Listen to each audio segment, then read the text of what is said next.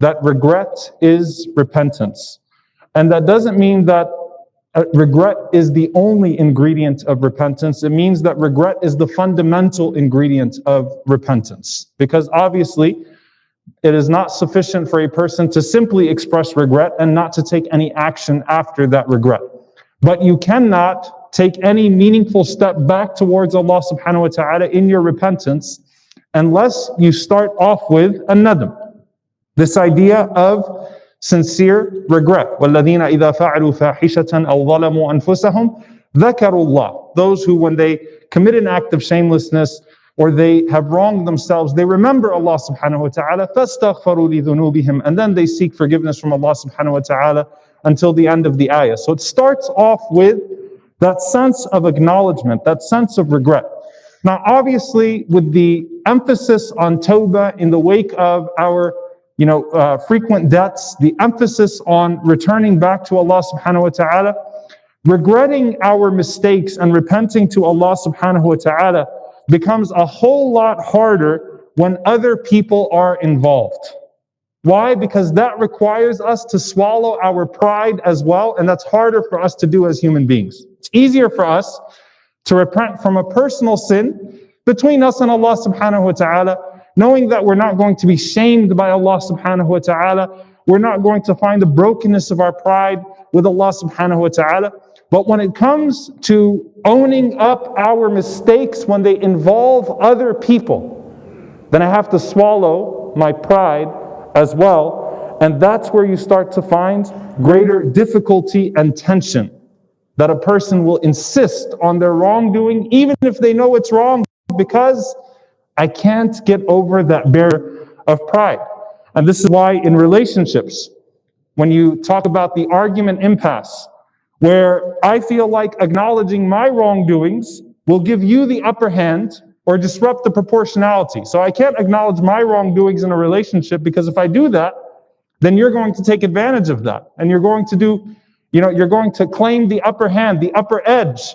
So what do I do instead? I feel like we both did wrong, but you did more wrong. And until you acknowledge your wrong, I'm not going to acknowledge my wrong. And that will keep us a little bit even. So I'm going to continue to insist on my wrongdoings and on my position.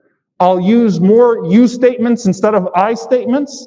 And I'll continue to deflect with blame on you. And that's how marriages end.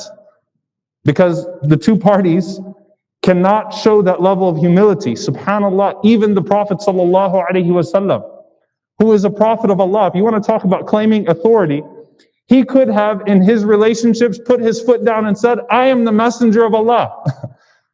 We should stop this argument right now. This is how you kill any argument. I am Rasulullah. But what did the Prophet sallallahu alaihi wasallam do? He demonstrated ihsan, excellence. So it has to be that way, that a person is willing to acknowledge some wrongdoing, some mistakes, and listen to the other perspective. And that takes a great deal of humility. Now, there are different levels of acknowledging our mistakes or our wrongdoings in the midst of, our interpersonal dealings. One of them is when someone gives us nasiha, when someone gives us advice, and we don't like that advice, or we don't like the person that's giving the advice, or we don't like the way the person is giving the advice. Right? But nasiha to me, to own my own wrongdoings, to acknowledge and own my mistakes. Now, when it comes to that type of exchange, there are two sides of the same coin. Why? Because the Prophet ﷺ mentioned kibr, he mentioned pride, as condemning people, looking down upon people, and batar al-haq, and then rejecting the truth. When it comes to the first side of that, which is the one offering the advice in a way that's a condemnation, with a judgmental attitude, with condescending behavior to the other person. The Prophet ﷺ told us about these two men from Bani Israel, two brothers. One of them was a sinner, the other one was a abid, was a worshipper. And so one day they get into an argument, and the one that sins a lot says to the one that's a worshipper, did Allah send you as a watcher over me? And what does he say to him? Allah will not forgive you. And what does the Prophet ﷺ say happened? Allah Azza wa Jal rose the two brothers up and said to the one who said that, who told you who I forgive and who I don't forgive? How dare you, right? that is a person playing God.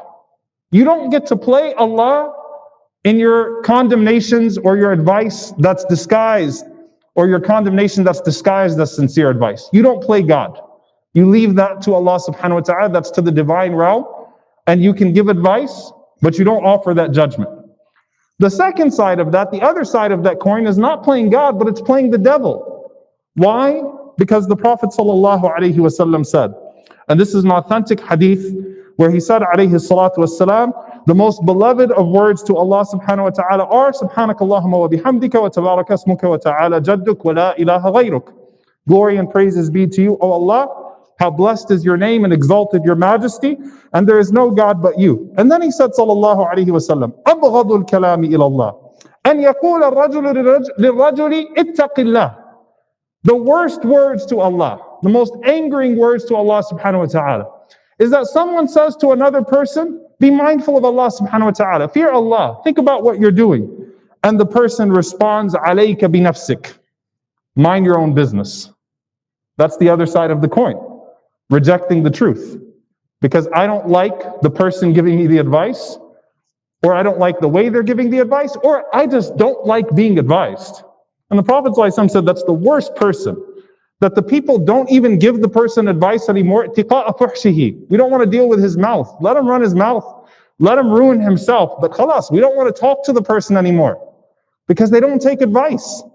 And this is the behavior that Allah Azza wa Jalla tells us in the Quran. وَإِذَا قِيلَ لَهُ اتَّقِ اللَّهَ أَخَذَتْهُ الْعِزَّةِ بِالْإِثْمِ. When you say to a person, fear Allah subhanahu wa ta'ala, be mindful of Allah subhanahu wa ta'ala, think about what you're doing. I'm trying to help you fix your ways. أَخَذَتْهُ الْعِزَّةِ بِالْإِثْمِ. That person is held captive by their sense of izzah. Izzah, by the way, is usually a good thing. It's dignity, it's honor.